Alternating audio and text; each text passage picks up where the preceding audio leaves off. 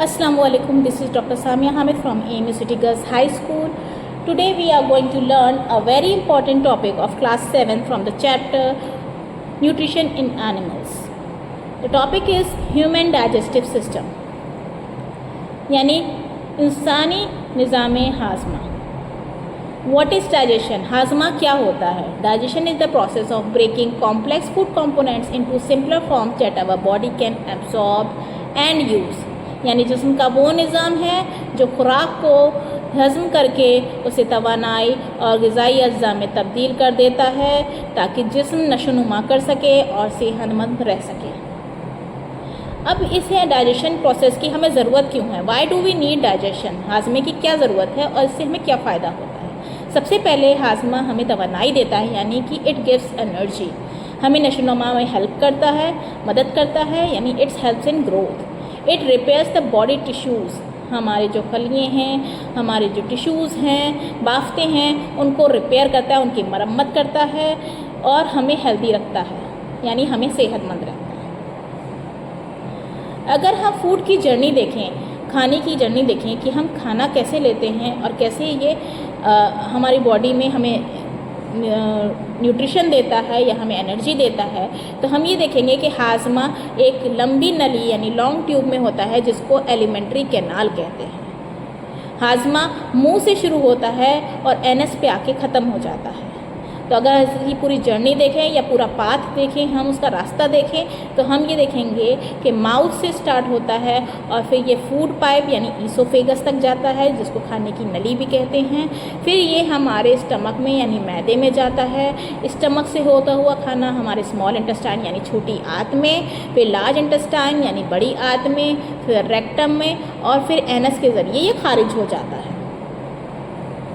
तो सबसे पहले हम मुंह की बात शुरू करते हैं कि मुंह में कैसे ये खाना हज़म होता है. देखिए, हमारे मुंह में एक तो हमारे दांत होते हैं और दूसरा हमारा लुआब यानी कि थूक और सलाइवा होता है. इन दोनों का बहुत ही इम्पोर्टेंट रोल है हाजमे में. देखिए, टीथ जो है मैकेनिकल डाइजेशन करता है. मैकेनिकल डाइजेशन यानी एक मिक्सी की तरह जो है काम करता है. जिस तरह हम मिक्सी में कुछ खाना डाल के उसको पीस सकते हैं, उसको ग्राइंड कर सकते हैं, क्रश कर सकते हैं, इसी तरह टीथ भी वही काम करते हैं. उस खाने को छोटे छोटे टुकड़ों में तोड़ते हैं क्रशिंग और ग्राइंडिंग के ज़रिए. और हमारे मुंह में जो लुआब होता है यानी सलाइवा, उसमें कुछ डाइजेस्टिव जूस होते हैं, कह सकते हैं उसमें एक एंजाइम होता है जिसका नाम होता है सलाइवरी अमाइलेज. ये एंजाइम, ये डाइजेस्टिव जूस जो है, ये स्टार्च को जो कि एक कॉम्प्लेक्स कार्बोहाइड्रेट है उसको तोड़ देता है सिंपल शुगर में, माल्टोस में. सलाइवा हमारे खाने को चिकना भी बनाता है, उसे सॉफ्ट बनाता है, मुलायम बनाता है ताकि हम उसे आसानी से निगल सकें.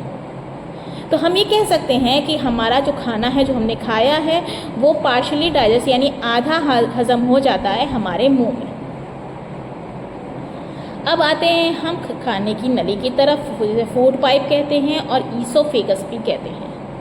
ठीक है, ये एक लॉन्ग फ्लेक्सिबल ट्यूब है जो हमारे मुंह से जुड़ी होती है और हमारे स्टमक तक जाती है. तो यानी कि हमारे मुंह से खाना हमारे पेट तक, हमारे मैदे तक जो है कैसे जाता है, इस खाने की नली यानी फूड पाइप और ईसोफेगस के ज़रिए जाता है.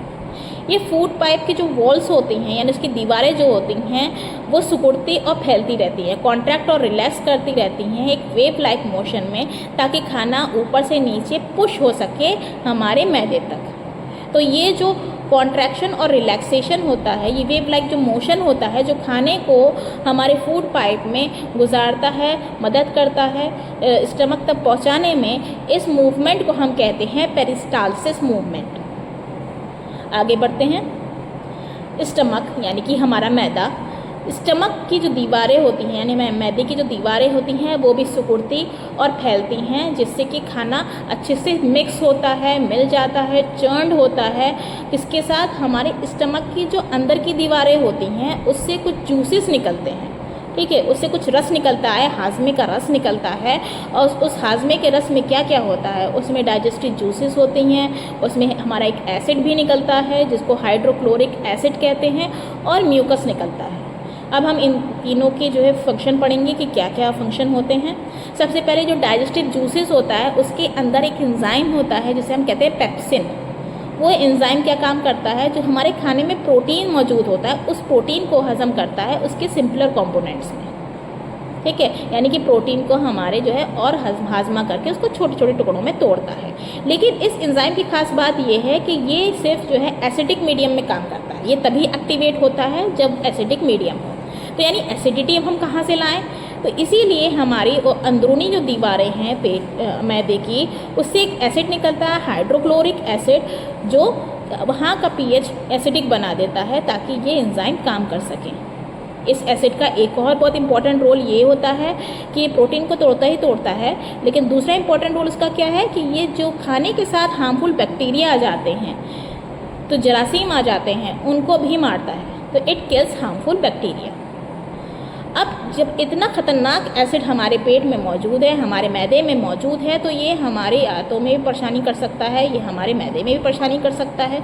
इससे बचने के लिए हमारे स्टमक की जो अंदरूनी दीवारें हैं वो हर हफ्ते जो है एक म्यूकस की लेयर, एक चिकनी लेयर जो है प्रोटेक्टिव लेयर निकालती रहती हैं, जिससे जो है हमारा जो अंदरूनी पेट है या अंदरूनी मैदा है वो बचा रहता है, इस एसिड की डिस्ट्रॉय ना कर सके, ताकि ये एसिड उसे डिस्ट्रॉय ना कर सके। तो म्यूकस हम कह सकते हैं it protects the stomach lining from the acid, preventing the damage.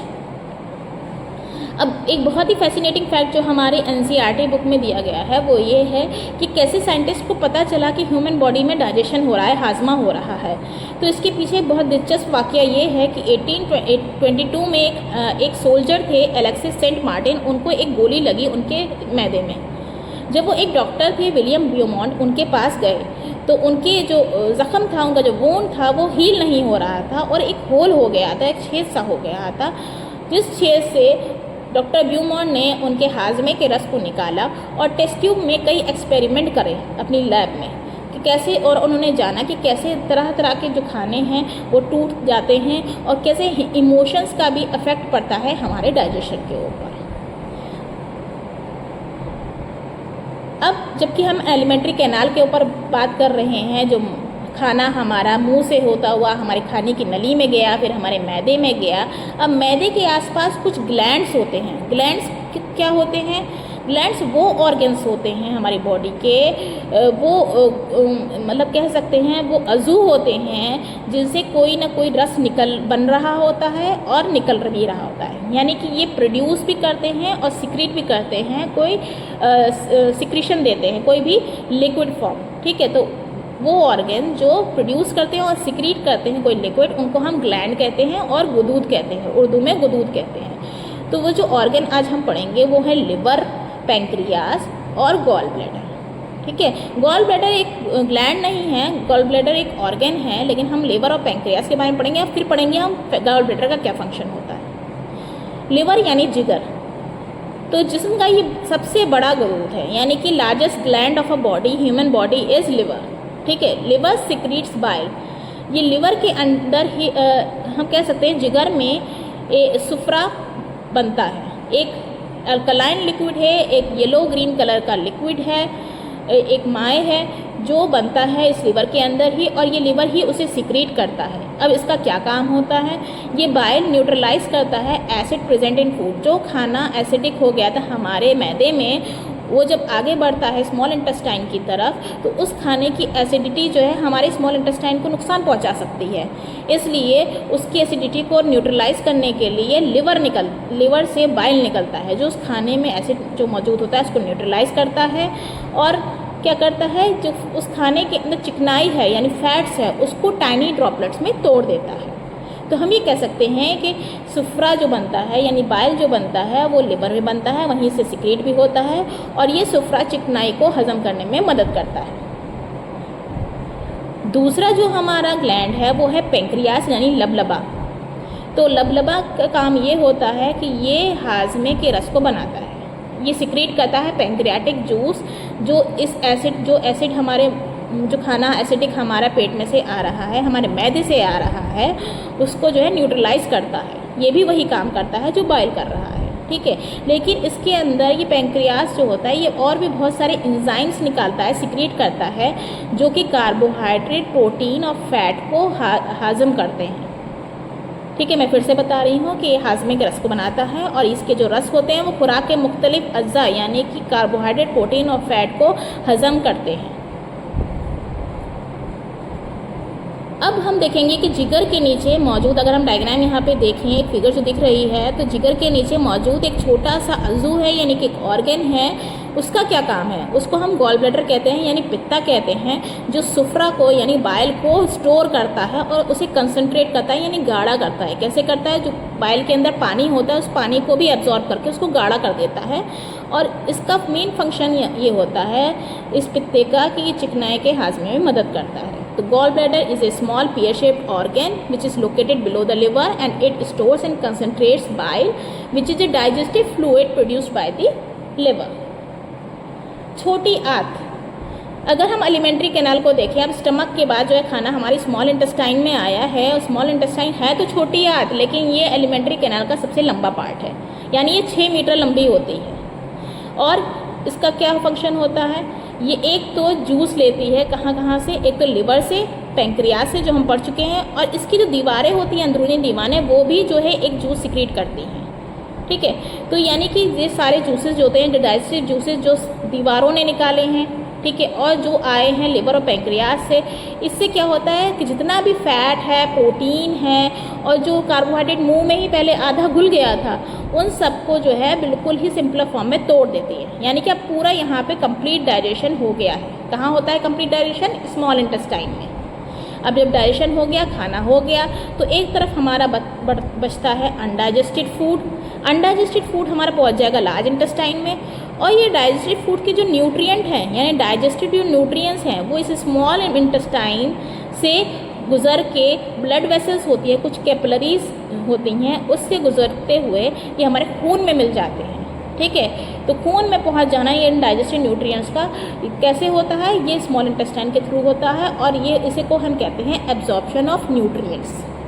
अभी किसके ज़रिए होता है? ऐसी क्या ख़ास बात है स्मॉल इंटेस्टाइन में? तो हम ये पढ़ेंगे आगे कि कैसे न्यूट्रिएंट एब्जॉर्ब होते हैं स्मॉल इंटेस्टाइन में। देखिए, एक तो हमारी स्मॉल इंटेस्टाइन बहुत लंबी है, 6 मीटर है, ताकि आराम से उसको स्पेस मिले कि वो जो है न्यूट्रिएंट को एब्जॉर्ब कर सके। दूसरा, हमारे स्मॉल इंटेस्टाइन की जो अंदरूनी दीवारें हैं वो बहुत पतली होती हैं और उसमें बहुत सारे उंगली नुमा उभार यानी फिंगर लाइक प्रोजेक्शंस होते हैं, जिनको हम विलाई कहते हैं। विलाई का काम होता है सरफेस एरिया को बढ़ाना। Villi increase the surface area for efficient nutrient absorption, और ये डाइजेस्टिव न्यूट्रिएंट को पास करता है ब्लड में ताकि ये दूसरे बॉडी पार्ट्स में दूर दूर तक जा सके। ठीक है, तो it allow digestive nutrients to pass into the blood which carries them to different parts of the body. अब हमारी एनसीईआरटी बुक में एक बीमारी का जिक्र है जिसे हम कहते हैं सीलिएक डिजीज़। सीलिएक डिजीज़ उन लोगों में होती है जो लोग जिनकी बॉडी गेहूँ, बारले या फिर राई, गेहूँ, ज्वार और राई से रिएक्ट कर जाती है। क्यों? क्योंकि ये लोग जो हैं वीट, बारले और राई नहीं खा पाते हैं, क्योंकि इन सब में होता है एक प्रोटीन जिसका नाम होता है ग्लूटेन। जब भी ये लोग अगर इस तरह की चीज़ें खा जाएंगे या वीट, बारले और राई को खाएंगे, तो वो जो ग्लूटेन प्रोटीन है ये इनकी अंदरूनी दीवारें जो होती है इंटेस्टाइन की, उसको डैमेज कर देता है, जहाँ से न्यूट्रिएंट एब्जॉर्ब होता है, जिसकी वजह से इंटेस्टाइन इनका फंक्शन नहीं कर पाता है सही से। तो इस डिजीज़ को अगर मैनेज करना है तो वो क्या करते हैं, वो इस तरह के वीट, बारले और राई जिनमें ग्लूटेन प्रोटीन होता है ये अनाज नहीं खाते हैं, और इसके अलावा वो खाते हैं कैसे? मिलेट्स। वो कौन से अनाज खाते हैं? ज्वार, बाजरा और रागी। ज्वार, बाजरा और रागी जैसे मिलेट्स खाते हैं क्योंकि ये ग्लूटेन फ्री होते हैं। अब हम आते हैं लार्ज इंटेस्टाइन पे, बड़ी आंत जो है।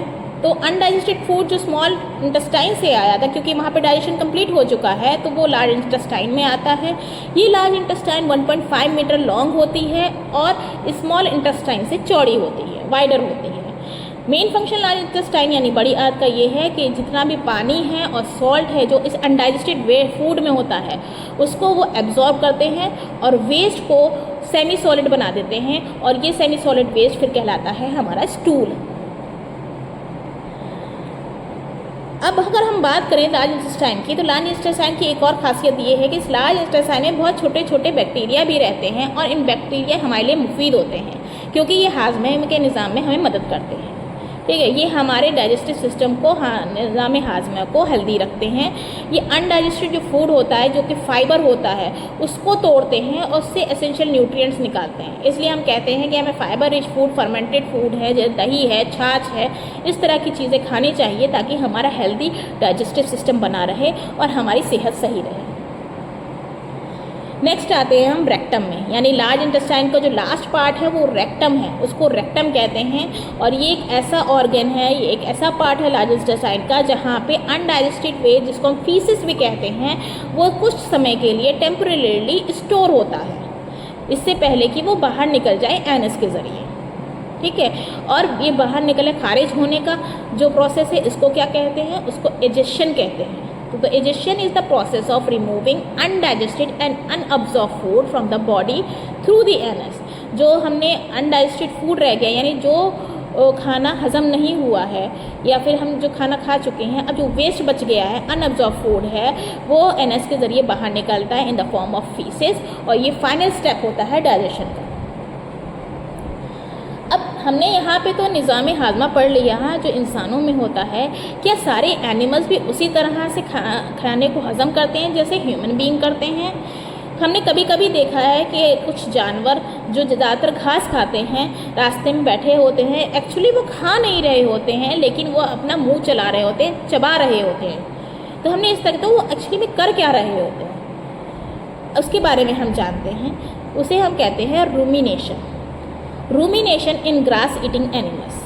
देखिए, वो एनिमल्स जैसे कि काव, बफलो, गोट, शीप, ये क्या करते हैं? ये एक वक्त पे घास को खाते हैं, उसे चबाते हैं, पार्शली खाते हैं, यानी कि आधा तो वो चबा के खा लेते हैं और उस आधे चबाए हुए खाने को निगल लेते हैं, स्वालो करते हैं अपने पेट तक, टू स्टमक। ठीक है, फिर उसके बाद ये फूड जो होता है, ये खाना उनके मैदे में जाकर वो पार्शली डाइजेस्टेड हो जाता है, आधा टूट जाता है, आधा हजम हो जाता है। फिर आधी हजम खाने को ये फिर से अपने मैदे में से मुंह में लाते हैं और फिर से अच्छे से बैठ के चबाते हैं। ठीक है, तो ये पूरा प्रोसेस जो है ये रूमिनेशन कहलाता है। जो एनिमल्स इन्हें करते हैं उन्हें हम रूमिनेंट्स कहते हैं। और जो खाना फिर ये मुंह में ला के जुगाली करते हैं, जुगाली खोर जानवर होते हैं, और ये जुगाली करते हैं, जो खाना मुंह में वापस आता है, इसको कड कहते हैं। तो rumination is the process of chewing the cud again after it has been swallowed, यानी निगलने के बाद वापस उसको खाने को चबाना रूमिनेशन कहलाता है। और ये क्यों होता है इन एनिमल्स में? क्योंकि इन एनिमल्स के जो मैदा होता है, यानी उसका जो स्टमक होता है, उसमें 4 खाने होते हैं, यानी 4 चैम्बर्ड स्टमक होता है, जिससे ये प्लांट का जो फूड है, यानी कि प्लांट बना होता है सेलुलोज का। सेलुलोज स्टार्च होता है, कॉम्प्लेक्स स्टार्च, इसको टूटने में काफ़ी टाइम लगता है। तो इस सेलुलोज जो होता है इस प्लांट फूड में, वो डाइजेस्ट हो जाए अच्छे से, इसके लिए इनके जो मैदे होते हैं उसमें 4 चैम्बर होते हैं। इसी तरह हम बर्ड्स की बात करें तो बर्ड्स में डाइजेशन कैसे होता है? क्योंकि बर्ड्स के दांत तो होते नहीं हैं ताकि वो चीज़ों को कुतर सकें, तोड़ सकें, उनके दांत नहीं होते हैं। वो सिर्फ बीक का अपना इस्तेमाल करते हैं खाने को लेने में। अपना जो अनाज होता है वो खाने को लेते हैं और उसको डायरेक्टली निगलते हैं, उसे चबाते नहीं हैं, निगलते हैं। वो खाना अंदर जाके एक ऑर्गन है क्रॉप, उसमें जाके स्टोर हो जाता है। फिर वो और आगे जाता है, वहाँ पे गिजर्ड नाम का एक ऑर्गन होता है जहाँ पे वो टूटता है, पिस जाता है, और फिर ये इनके मैदे यानी स्टमक में और छोटी आंत यानी स्मॉल इंटेस्टाइन में जाके डाइजेस्ट होता है, हजम होता है। और ये क्लोका एक ऑर्गन के ज़रिए ये जो वेस्ट है ये बॉडी से बाहर इनके निकल जाता है। तो हम कह सकते हैं इनका जो फ्लो होगा वो कैसा होगा? बीक से खाना लेते हैं, क्रॉप में थोड़ी देर स्टोर करते हैं, गिजर्ड में ये खाना टूटता है, स्टमक और स्मॉल इंटेस्टाइन में डाइजेस्ट होता है, और क्लोका के ज़रिए वेस्ट उसका निकल जाता है। तो आज हमने पढ़ा ह्यूमन डाइजेस्टिव सिस्टम, रूमिनेंट्स में डाइजेस्टिव सिस्टम, और बर्ड्स में डाइजेशन कैसे होता है। अब आता है क्विज टाइम। क्विज टाइम में मुझे लगता है अब ये आप 6 क्वेश्चन है, आप इनके जवाब दे सकते हैं। Where does digestion begin? Digestion कहाँ से शुरू होता है? Which organ absorbs most nutrient? कौन सा ऑर्गन, कौन सा जू ऐसा है जो सबसे ज़्यादा न्यूट्रिएंट को जज्ब करता है? Where does complete digestion of food take place? मुकम्मल हाजमा खाने का कहाँ होता है? What is the role of large intestine? Large intestine यानी बड़ी आंत का क्या रोल है, क्या उसकी अहमियत है? और what is the role of bile? सुफ्रा की क्या अहमियत है, why do cows chew their food again, क्यों जो है गाय अपना खाना फिर से चबाती हैं।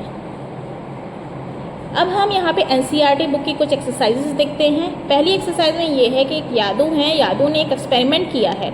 इन्होंने 2 टेस्ट ट्यूब लिए हैं, ए और बी, और उन दोनों में थोड़ा थोड़ा चावल का आटा मिलाया है, राइस फ्लावर मिलाया है, और उसको आधा पानी से भर दिया है और मिला दिया है। और टेस्ट ट्यूब बी में इन्होंने क्या किया है, इन्होंने इसमें अपना थोड़ा सा लुआब भी मिलाया है, यानी फ्यू ड्रॉप्स ऑफ सलाइवा मिलाया है, और इन दोनों टेस्ट ट्यूब को 35 से 45 मिनट्स तक रख दिया है। 35 से 45 मिनट बाद जब इन्होंने इसमें आयोडीन सोल्यूशन डाला दोनों में, तो एक्सपेरिमेंटल जो रिजल्ट्स थे वो इस तरह से आपको फिगर में दिखाई दे रहे हैं। देखिए, ए में हम देख रहे हैं कि ब्लू ब्लैक कलर हो गया, बी में जो है वो ऑरेंजिश कलर है। तो आपको क्या लगता है कि वो क्या टेस्ट करना चाह रहे हैं? देखिए, इसका आंसर यहाँ पे दिया हुआ है। यादव टेस्ट करना चाहते हैं कि क्या उसकी सलाइवा में, यानी उसके लुआब में starch digesting enzyme salivary amylase है कि नहीं है। देखिए, राइस फ्लोर जो हमने यहाँ पे लिया है, यादव ने लिया है, वो राइस फ्लोर में होता है स्टार्च, जो कि एक कॉम्प्लेक्स कार्बोहाइड्रेट है। और स्टार्च को टेस्ट करने के लिए हम ये कर सकते हैं, जब उसमें आयोडीन मिलाते हैं तो वो उसका ब्लू ब्लैक कलर हो जाता है। अब क्योंकि ट्यूब ए में खाली स्टार्च था और पानी था, और जब उन्होंने आयोडीन मिलाया तो ब्लू ब्लैक कलर हो गया, तो इसका मतलब उसमें स्टार्च प्रेजेंट है। लेकिन ट्यूब बी में क्योंकि उन्होंने सलाइवा भी मिलाया था अपना, तो जो स्टार्च मौजूद था वो हो गया डाइजेस्ट, यानी हो गया ख़त्म। जब स्टार्च ख़त्म हो गया तो वो जैसा कलर था उसका वो वैसा ही रहा, ऑरेंज ही रहा, स्टार्च उसका डाइजेस्ट हो गया। इस पूरे एक्सपेरिमेंट से हमें एक कंक्लूजन ये होता है कि सलाइवा जो है स्टार्च को सिंपल शुगर में डाइजेस्ट कर सकता है। अब इसी तरह की दूसरी बुक एक्सरसाइज भी है, जिसमें साहिल ने कुछ चपाती रखी है टेस्ट ट्यूब ए में, और नेहा ने उन कुछ चपाती च्यू करके चबाई हुई रखी हैं टेस्ट ट्यूब बी में। और संतुष्टि है, उसने कुछ बॉईल करा हुआ और मैश करा हुआ, यानी उबला हुआ और पीसा हुआ आलू पोटैटो रखा है टेस्ट ट्यूब सी में, और इन तीनों में जो है आयोडीन सोल्यूशन डाला गया है। ए बी सी यानी तीनों टेस्ट ट्यूब में आयोडीन सोल्यूशन डाला गया है। अब क्या ऑब्जर्वेशन है, आपने क्या देखा इसमें, इसके रीजंस बताइए कि ऐसा क्यों हुआ। तो टेस्ट ट्यूब ए अगर हम देखें तो वो ब्लू ब्लैक हो गया है।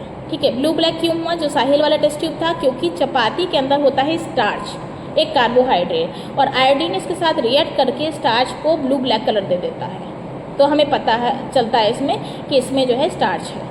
टेस्ट ट्यूब टी बी जो था नेहा का, वो येलोइश ब्राउन ही रहता है, उसमें कोई ब्लू ब्लैक कलर नहीं होता। क्यों? क्योंकि जब उसने उस रोटी को चबा के डाला तो उसके साथ उसका लुआब मिल गया। लुआब में जो एंजाइम था उसने स्टार्च को डाइजेस्ट कर दिया सिंपल शुगर में, माल्टोस में, जिसकी वजह से कोई स्टार्च अब नहीं बचा है जो आयोडीन के साथ रिएक्ट कर सके। और टेस्ट ट्यूब सी संतुष्टि का टेस्ट ट्यूब भी जो है वो भी ब्लू ब्लैक कलर दिखा रहा है। क्या रीज़न है? क्योंकि पोटैटो जो उसने यूज़ किया है वो भी एक स्टार्च का रिच सोर्स है, तो उसने बॉयल किया, मैश किया, तो यानी ये बताता है कि बॉयल करने से भी और मैश करने से भी जो है उसका स्टार्च ना तो रिमूव हुआ और ना ही डिस्ट्रॉय हुआ, जिसकी वजह से जब उसने आयोडीन सोल्यूशन डाला तो ब्लू ब्लैक कलर मिल गया। तो ये हमें पूरा टेस्ट बताता है कि कैसे कैसे अलग अलग स्टार्च कैसे काम करता है। स्टार्च जो है सिर्फ डाइजेस्ट होता है हमारे सलाइवरी अमाइलेज से, जो कि हमारे सलाइवा में लुआब में होता है। तो आई होप, मुझे लगता है कि आज का ये लेक्चर टॉपिक आप लोगों को समझ में आया होगा। ह्यूमन डाइजेस्टिव सिस्टम अब आप समझ सकते हैं, और कोई अगर आपसे इस तरह के क्वेश्चन पूछता है, इनमें से क्वेश्चन पूछेगा, तो आप उसका जवाब अच्छे से दे सकते हैं। Thank you all of you for your patience listening. Keep exploring, keep learning.